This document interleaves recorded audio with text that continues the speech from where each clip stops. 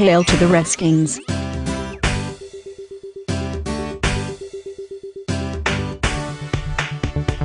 What's in a name? Shakespeare asked that question in Romeo and Juliet more than 400 years ago. His answer may have mollified folks in his own time, but it isn't adequate for most modern discussions on the subject. Case in point would be the current debate over whether the Washington Redskins should change their team nickname. Incredibly, in an election year in which polls clearly indicate that Americans are focused on the economy and jobs, 50 senators signed a letter to team owner Daniel Snyder urging him to change the nickname.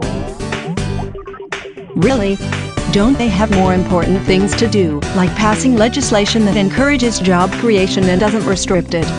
Or maybe figuring out a way to make the healthcare policies they are forcing all Americans to buy truly affordable, and making sure Americans don't die while waiting for the care they need, like the veterans in Phoenix?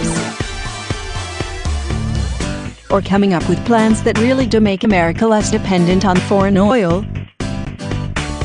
And that just scratches the surface. If I were a politician running against one of the senators who signed the letter, I would be sure to point out that, with all the problems facing this country, my opponent had been obsessing about a football team nickname, and, unless he or she represented Washington, D.C., in the Senate, the nickname has no bearing on his or her constituents. This obsession is a knee-jerk reaction because, unlike the word nigger or similar words that are known to offend most members of a demographic group, there exists considerable doubt about whether Redskin really does offend Native Americans. The knee-jerk reaction is that Redskins is a racial term and or a reference to the blood that was spilled. The latter is a little closer to the truth, but it isn't precise. In fact, it was a reference to the red paint that the warriors from a particular tribe put on themselves prior to battle.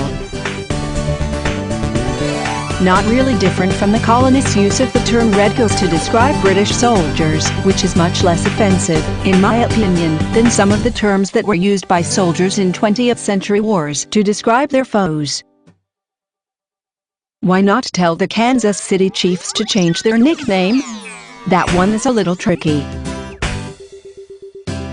While their on-field mascot is an Indian, and they play their games in Arrowhead Stadium, the fact is that the Chiefs got their name because the Kansas City mayor, Harold Bartle, was instrumental in getting the team moved there from Dallas.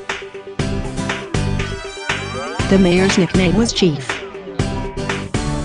Can you handle a little more history? I'm talking about the real stuff here, not the stuff that folks have manufactured to support their political biases, and I know that most people have an aversion to history, so if you need to take a breather, feel free to do so. Get yourself a cup of coffee. Take a deep breath. Ready? Good. Let's proceed. It is ironic to me that the term Redskin is believed to be offensive to Native Americans because it doesn't refer to a tribe that lived on American soil. It referred to a tribe called the Biotics, who lived in Canada on the island of Newfoundland. Their story really is a sad one. When the Biotics came in contact with European settlers in the 15th and 16th centuries, they relocated to other coastal areas on the island to avoid contact with the Europeans, who set up their fishing camps in ever-increasing numbers. Eventually, the Biotics moved to inland Newfoundland, which created new problems. The biggest one was that their main sources for food were fish, seals and caribou.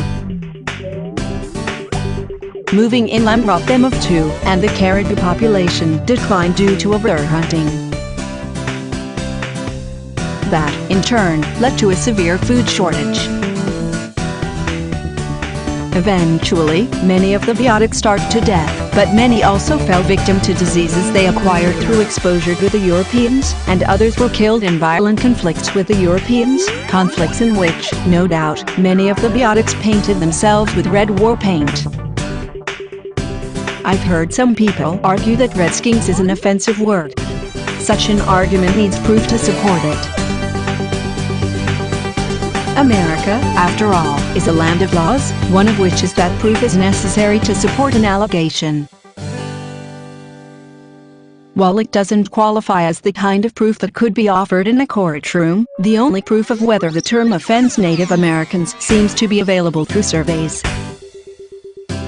Surveys aren't 100% reliable, I know, but, nevertheless, last year CBS conducted a survey of Native Americans asking them if they were offended by Redskins. 9 out of 10 were not. In the current debate, I suppose it would be a good idea to find out how the Biotics feel about the Redskins nickname, but that isn't possible. The last known living member of the tribe died of tuberculosis almost 185 years ago. What I and anyone else may think, or even what those 50 senators may think, has no real bearing on it. As far as I know, none is descended, even partially, from Native Americans. Team nicknames are typically things that evoke pride in fans. Sometimes it is a name that has historic or regional significance. Nicknames like Seminoles, Bucks, Warriors, etc. fall in this category.